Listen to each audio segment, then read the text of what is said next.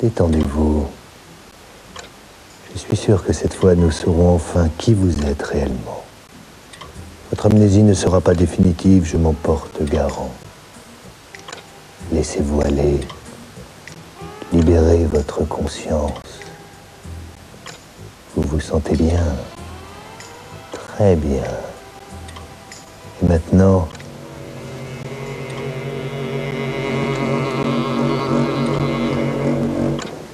Maintenant, dites-moi, vous avez changé plusieurs fois de forme depuis le début de cette thérapie.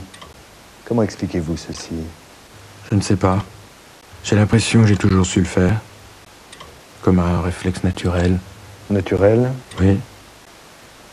Pour ceux de mon espèce. Oui. Voyez-vous, je sens confusément que je ne suis pas originaire de ce monde. Bien. D'où venez-vous alors? Cherchez dans votre mémoire les différentes formes que vous avez rencontrées. L'une d'elles sera forcément la vôtre, l'originale. J'essaye, docteur. Cette planète-ci est déjà tellement riche en propositions. Non, c'est pas ça. Je l'ai déjà essayé, celle-là. Celle-là aussi. Concentrez-vous. Imaginez que vous quittez cette planète. Vous allez loin. Très loin. Non, je ne me reconnais pas. Je n'étais pas ainsi.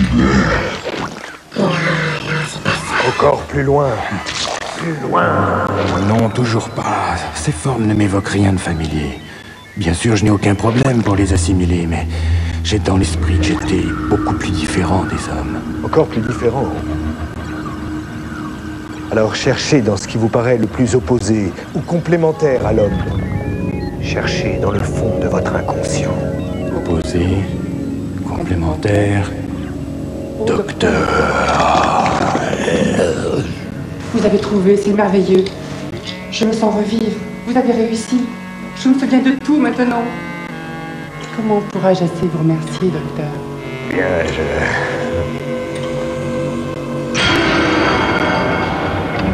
Il est une croyance populaire répandue selon laquelle les visiteurs extraterrestres rencontrés sur Terre auraient toujours l'air de petits bonshommes verts, aux grands yeux, à la grosse tête et au corps ridiculement chétif. Alors que pourtant, si on se réfère aux spécialistes les plus dignes de foi, je veux parler des auteurs de science-fiction, nous pouvons établir une classification bien plus vaste et assez rigoureuse des différents types d'extraterrestres rencontrés au cours de leurs témoignages littéraires.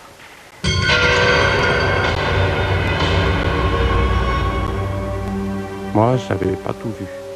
C'est le docteur Blaine qui m'a raconté parce qu'au début, j'étais pas là. Il y avait le monsieur qui était bizarre parce qu'en fait, il était mort, mais il vivait quand même. Il est entré chez le docteur Blaine, qui est toujours gentil avec moi, docteur Blaine. Et le mort dit qu'il y a une colonie d'extraterrestres qui sont dedans son corps. C'est pour ça qu'il est comme un vivant. Mais ça peut pas durer parce qu'il commence à pourrir, ce corps de mort. Et qu'il faut un nouveau bien vivant. Comme celui de la fille dans la salle d'attente. Il lui dit qu'il a besoin du docteur pour la faire dormir pendant qu'il lui prend son corps, sinon elle deviendra folle et ça marchera plus. Mais le docteur, il n'est pas d'accord, alors il fait plein de trucs idiots pour gagner du temps. Mais la colonie d'extraterrestres, elle est très malin et elle lit dans les pensées du docteur, alors il peut rien faire sans que les autres ils devinent tout de suite. En plus, ils ont un pistolet, ils menacent de le tuer s'il continue à faire l'idiot.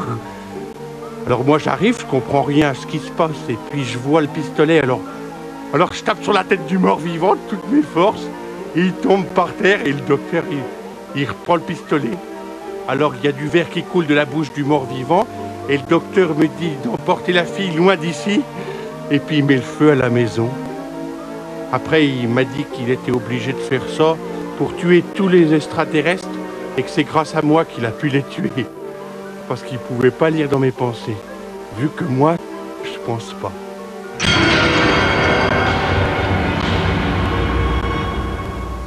Rappelons les faits. Il y a 2 semaines, un phénomène étrange de parasitage des émissions de télévision et de radio fut observé en différents points du globe. L'attention des observateurs fut attirée lorsque l'on identifia parmi ces parasites des mots et des notes de musique issues des toutes premières émissions hertziennes effectuées par les humains au début de ce siècle. Les scientifiques conclurent assez rapidement que ces ondes étaient donc celles que nos ancêtres avaient émises et qui, après un périple dans l'univers, revenaient à leur point de départ. Cette théorie fut modifiée lorsque l'on constata que leur retour était de plus en plus rapide, déroulant en quelques jours toute l'histoire des émissions radio par un parasitage maintenant tellement dense que toute communication devint impossible. Lorsque les appareils électriques en tout genre se mirent à ne plus fonctionner les uns après les autres, on admit enfin la présence de créatures extraterrestres ayant elles-mêmes une structure ondulatoire et se nourrissant d'électricité. On les nomme ondulats. Depuis, la moindre production d'électricité est immédiatement absorbée. Toutes les usines, centrales, machines produisant ou nécessitant de l'énergie électrique sont réduites au silence. La population et les pouvoirs publics multiplient les efforts pour que ce tournant irrémédiable de la civilisation ne nous plonge pas dans le chaos. Nous devons impérativement nous réadapter à un mode de vie pré-industriel. Il en va de la survie de l'humanité.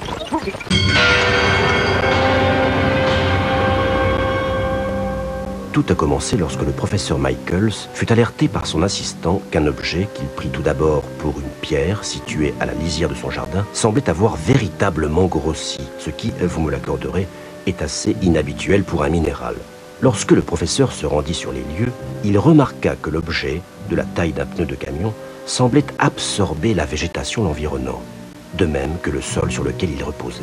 On imagine sa surprise lorsque, s'étant saisi d'une bêche pour le déplacer, son outil fut littéralement avalé par l'objet. Le deuxième jour, l'objet avait doublé de volume. L'intervention inopinée d'un convoi militaire confirma l'étrangeté du phénomène et sa nature indestructible. Le lendemain, l'armée prit l'affaire en main et bombarda systématiquement l'intrus d'explosifs divers. Le résultat ne fut que l'expansion accélérée de la sangsue qui absorba au passage la maison du professeur. Les jours passèrent au rythme des explosions variées dont semblait se repaître la créature. Son origine extraterrestre ne faisait plus aucun doute. Il fallut quelques jours pour convaincre le gouvernement de l'usage de la bombe atomique et seulement 3 nanosecondes à la sangsue pour engloutir le phénoménal déluge d'énergie qui s'abattit sur elle. Ses dimensions maintenant titanesques réclamaient de plus en plus de nourriture. Mais les bombardements cessèrent et la sangsue fut affamée. Alors, on bourra une fusée des plus puissants explosifs jamais conçus par l'homme et on lança l'engin téléguidé aux abords de la chose. Celle-ci ne put résister à l'appât et souleva de terre sa masse considérable pour se saisir de l'engin. Les terriens dirigèrent alors celui-ci vers le soleil, attirant à sa suite la sangsue que l'effort de la course faisait se diminuer. Quelle victoire! Malheureusement, on fit exploser la fusée avant la disparition totale de la sangsue et la déflagration éparpilla aux 4 coins du cosmos ces milliards de fragments ou de graines.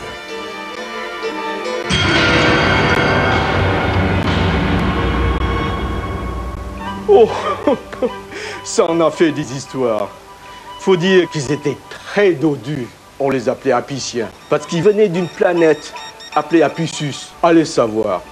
En tout cas, ils ont été très bien reçus, hein. Et les assemblées à l'ONU, et les cortèges à Washington, à Moscou, et dans le monde entier, à signer des accords commerciaux.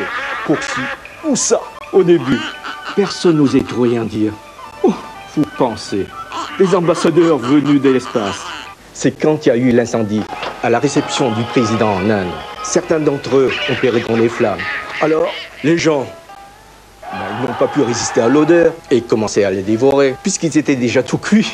Et c'est là que ça a commencé à ne plus aller. Il y a des gens qui se sont mis à râler, à dire que ça ne se faisait pas de signer des accords de paix et de commerce avec la nourriture. Ils n'avaient pas tout à fait tort. Toujours est-il que les Apiciens, ils ont vite compris et ils sont vite repartis sur leur planète sans demander le reste. Et pour cause, il n'y en avait plus.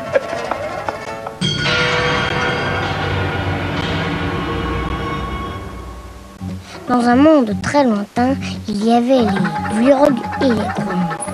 Ils se partageaient une très grande galaxie, mais ils s'aimaient pas beaucoup. Un jour, lors de l'anniversaire du roi des Gromp, on voit à la télé des messages très vilains venant de chez les Vlurog. Grand Gromp est très fâché. Il déclare une guerre terrible contre les Vlurog.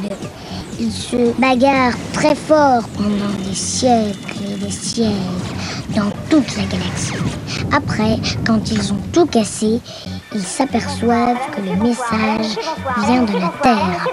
Du coup, ils sont encore plus fâchés. Ils décident de se mettre ensemble pour détruire cette planète. Alors, ils réunissent toute leur flotte galactique et entreprennent un voyage très difficile qui dure des centaines d'années. À la fin, ils arrivent dans notre galaxie et se précipitent sur la Terre. Malheureusement, ils n'avaient pas pensé qu'ils étaient pas assez grands. Et maintenant, il n'y en a plus. J'espère qu'après ce trop bref aperçu d'exobiologie littéraire, vous saurez reconnaître et déjouer les grossières contrefaçons que d'indélicats pathétiques pourraient vous infliger. Pour le reste, méfiez-vous des inconnus, car les murs ont des tentacules.